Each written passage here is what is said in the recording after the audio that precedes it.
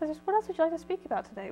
Since you airtime. Okay. What other issues do you think we can bring up, or you'd like to mention? Well, maybe just a little bit about my background might be helpful. Go ahead. Since this is the first time I've sought political office before, people might wonder, you know, who is this guy and what's he done? Mentioned that have been a Lincoln resident for 30 years, and my wife and I moved here and love the community a great deal. We have so many good friends and have enjoyed what we've been involved in different areas.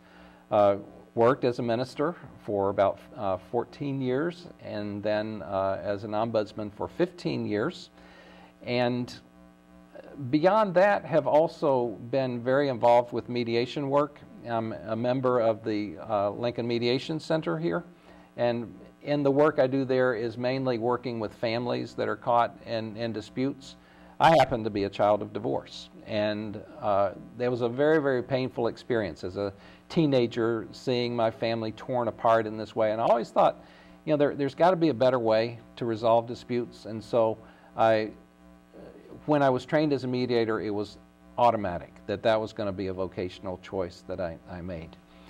I grew up in North Carolina, and it was interesting because I was named after my mother's father, whose name was W. Carl Boggs, and he had his own business, and his business was a laundry and dry cleaning supply and equipment business, and he had 3 locations of it.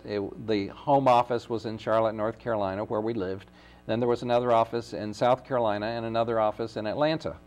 And my grandfather was grooming me to take over that business. That's what he wanted me to do. I was named after him. He was always Big Carl, I was Little Carl, and it was just assumed that that's what would happen. As a teenager, I worked in his business. I spent summers in the warehouse unloading box cars, driving trucks, doing whatever was needed, and learned the business from the ground floor up. Then when I went away to college, I had some other experiences and opportunities, and just my heart wasn't into running his business. And I knew that while that would have been really easy to do that, it was all ready for me, it just wasn't where my calling was. And so, you know, one of the hardest conversations that I ever had was talking to my grandfather and letting him know that wasn't what I was going to be doing. But he was understanding. I think he was hurt, but he was understanding, and certainly wished me well.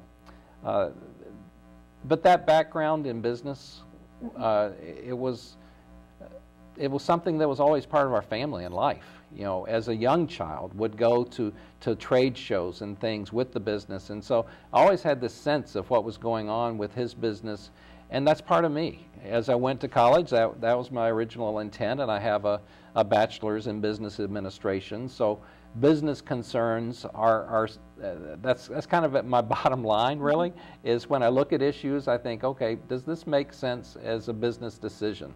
And I would bring that kind of sensibility to the city council as I see the city make decisions. I would be asking myself, does this make sense for us as a city to do it? Can we pay for it? Are there other ways that we can do things? One of the great things that I love about Lincoln is the kind of partnerships that develop frequently. As a minister, served a church in a neighborhood over by Randolph School, not very far from where you live.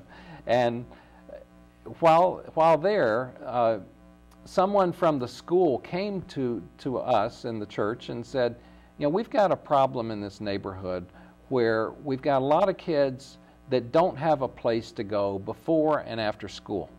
And your church is located 2 blocks away from our school. Is there any way that we can partner with you so that kids could come to your church before and after school, and then their parents would have a safe place for their kids to be? And sure, we did that. And it was a great opportunity, and I was so pleased that we would be asked. I don't know why we didn't just volunteer it, but it was, that kind of partnership was tremendous. We've got the Haymarket Park area is another example, a big example of a partnership with the city, with the university, and with the local business, where those three groups came together to build this tremendous facility for baseball and softball. Used to be, my father was a minor league baseball player, and so I'm kind of aware of baseball issues. And I remember when we first came to Lincoln, the baseball park that was at the university at the time, which was kind of silly. It had a AstroTurf infield and a natural grass outfield, and it wasn't very good. And fortunately, we do have this wonderful facility that serves as the home for the University of Nebraska baseball team, softball team, and also for the Lincoln Salt Dogs. So just one example of a great private-public partnership.